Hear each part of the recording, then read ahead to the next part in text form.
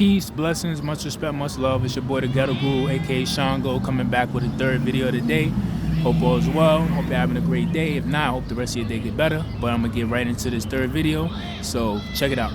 So this third video, it's not gonna be too long, but it's just more of an introspection and something more of a me being raw and authentic and being honest. So this one is gonna be called Happy Hour Has Nothing to Do with Being Happy. Happy hour has nothing to do with being happy. So I went on a long break and stuff like that from just drinking and, just giving myself a break because I realized, at that time when I was, doing that too much, it was distracting me. It was fogging me up, my brain, and also distracted me from the goal and didn't have me focused the way I should be. And also, too, deeper reasons, too, is alcoholism is, runs in the family. And, I also wanted to, break that cycle as well. And I didn't want to continue that. So, what was it? I think it was like last week or a week and a half ago. It was, I had to handle some things for the apartment and stuff like that to get some repairs and stuff. So I had to go, go to HPD court to, to get those things handled. So, in my mind, I had a certain outcome that I wanted. And, I didn't really, not saying I didn't like the outcome, but I just didn't expect it. I was expecting something more. So I was very frustrated, and I kind of got discouraged because it's been a long battle with trying to, get these repairs done and stuff like that. So, like I said, I thought it was going to be something different in that case, but it was a whole different, way they handled it. So even though it wasn't a bad outcome, I was frustrated because not the outcome that I wanted and I imagined that was going to happen.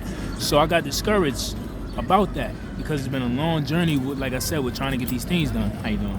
So I'm gonna be honest, came uptown, it was early. It was around maybe 12 p.m. There's a restaurant right there across the street from my house. So I said, you know what, man, I'm gonna just go in there, get something to eat real quick, I'm gonna get something to drink. And before that, I just had some red sangria, and I just wanted one drink, and eventually it turned into 3. And I was just in there just looking around, and people was in there, and like I said, it's early, so it wasn't a lot of people in there. But I was just paying attention. There was a lot of people in there that was coming off of work, and they just looked very stressed. And that's the reason why they're in there getting a drink that early, because a lot of people like to get a drink after they have a long day, as a stress reliever, as something to cool them down and to calm their nerves. So that's when it just hit me, like, I see why I stopped drinking. I see why, because this doesn't really help. It could just potentially make things worse if you don't catch yourself, because next thing you know, you'll be relying on that as your stress reliever and as your therapeutic release. And before you know it, you'll start abusing it because you're associating that as something that is going to make you feel good whenever you need a picker-upper. And that's where it brought me at again when I was there that day drinking. Cause like I said, I took a break from that, but that day stressed me out, and I was frustrated. I was like, yo, I need a drink, man. I just being raw and authentic. But then it made me realize that was a lesson in it, though. I needed to see that because that was the lesson in it, to realize I see why I stopped drinking. And really, this ain't the way for me to feel better. This ain't the way for me to get through this or figure out a different plan. Actually, this is making it worse. Actually, I'm just getting more drunk and just getting more sadder and more discouraged about the situation. Because that's what happened after I left. I was crazy drunk. It was early in the day. I was so twisted that I drunk way more than I wanted to because I was drowning in my sorrows. Thank you, God. Because that's exactly what's happening when people getting off work that early. Because if you think about it, if you got to get that drunk early in the day, like I'm saying, if you're doing that once in a blue, you're going to celebrate, all right, cool. But most people are not doing that during happy hours. Yeah, they're going for the cheap drinks, but they getting drunk crazy early in the day after work, after work, they stress work, life, all different things. So you really look at it in a different light and for what it really is. A lot of those people are not happy with life or happy with themselves. I talk to a lot of people that do drink on the regular and on occasions, not just occasionally, on a regular when they're going to happy hour and drinking. A lot of them is not happy with their life. They're not happy with themselves. They're not happy with the things that's going on in their life or the choices that they made for themselves. So that is a way for them to escape, and that is a stress reliever for them. So that's when I caught myself in real and seen it like, this is exactly why I stopped drinking the way I was, and this is why, because I see this is not good when you're using it as a crutch like that.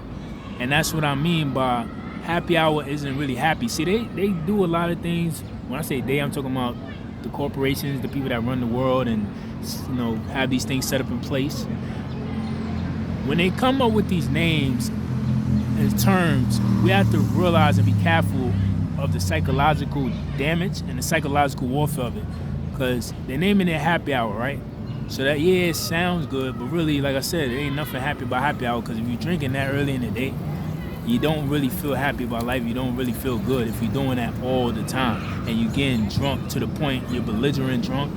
You don't be passing out. You throwing up. Like, that's not good that you're drinking like that early in the day. So this is what I'm saying, that they call it happy hour, but if you really look around the happy hour a lot and you talking to them and having a conversation with them, they might be laughing, yeah, but if you really start talking to them, they're going to start telling you about the things, they're going to start talking about the things that they got going on in their life, the stress, the work stress, relationship stress, the marriage stress, the friendship stress, and just trying to figure themselves out in life and where they want to go in life, or the reroute that they want to do in life, and trying to understand the version that God is trying to bring them into. A lot of them is not happy. A lot of them is not feeling good about themselves. They might be smiling, they may be dressed nice, they might be in there looking like they no worries. I'm telling you, if you talk to most of those people in there, they're not happy with life. And this is what I'm saying, there ain't nothing happy about happy hour, because that's a trick to the mind. Because if you're really happy, why are you getting belligerently drunk like that during the day? You're supposed to be using that as something as a celebration, or later on in the day, or if you do want to throw out and stuff, do that in the house. You get in there, have a drink, maybe two, and call it a night. But when people going to happy hour all the time and they just getting drunk crazy and just having 4 or 5 drinks, just cause it ain't just because it's a deal on the food and the drinks. It ain't cause it's not just because it's cheaper. Yeah, that's one reason, but that's just the reason for them to get more drunk. That's what I'm saying. And really the real reason is because a lot of them is not happy in life. They're not happy with themselves. They're not happy with the way work is going, their relationship, the marriage is going. But they're just not happy with the choices, like I said, they made in life. So that is a lie when you hear about happy hour, because I'm like, it's nothing happy about happy hour. And I realized that when I was about to dive right back into that cycle again, and I caught myself like, nah, I can't do that. When I woke up back in the house and I realized how drunk I was and how early it was, I'm like, nah, this ain't the way. I got to snap out of this. I got to get back on being focused. I got to get back on being in alignment and back on my purpose, because this is not the way. Yeah, I might have thought like, oh yeah, I'm just coming to get a stress reliever, but really it made me feel even worse. I felt worse when I drank those 3 glasses of sangria. It didn't help me, it didn't make me feel no better. It felt good it felt okay the first drink. Then as I drank the other 2, I just felt like down in life. I felt like how I felt 10 years ago. What was that? It's 2024. Yeah. In 2013, 2014, 10 years ago, I felt like how I felt 10 years ago when I was in my depression stage, when I was depressed, when I was drinking crazy, smoking crazy, popping, perks, all that craziness, when I was in a stupor of life trying to figure out who I was in life, the direction in life I want to go, and what was my purpose in life. I felt just like that. And I was like, nah, I can't do that. I can't do this. Because if I start doing this, I'm going to want to start drinking crazy again. I'm going to start using this as a crutch. Before I know it, I'm going to be getting crazy drunk every day for no reason, and I'm going to be not focused on the mission. And that's exactly what the enemy wanted. So this is a message, what I'm saying, where we got to start being honest about ourselves when it comes to how we're using substances and when it's really getting to the point of substance abuse. Because like I said, we hear happy hour and yeah, it's an invitation to be around people and, the price is down and the food. But really, people is really there not just because of the price of the food being cheaper and the price of the drinks being cheaper. People is there because they're not happy about something with themselves and life or people around them. And they're trying to use it as a stress reliever or as a picker-upper, as they say. So just remember that, to catch yourself when you hear these terms that people use, a happy hour and different things, and oh, I need a drink, or when you catch yourself, man, I need a drink, as the first thing you think of whenever something stressful comes in your path, or whenever you think you need something therapeutic, because yeah, it might feel good in that moment, but guess what? You're setting yourself up to now make yourself reliant on that thing, and now it's going to become your crutch. Whenever you need a picker-upper, or you need something to make you feel good, or you need something to bring down the stress and anxiety that you're feeling. So just remember that. So peace, blessing, much respect, much love. I love y'all always. Keep doing your thing. Stay focused, stay goal-oriented.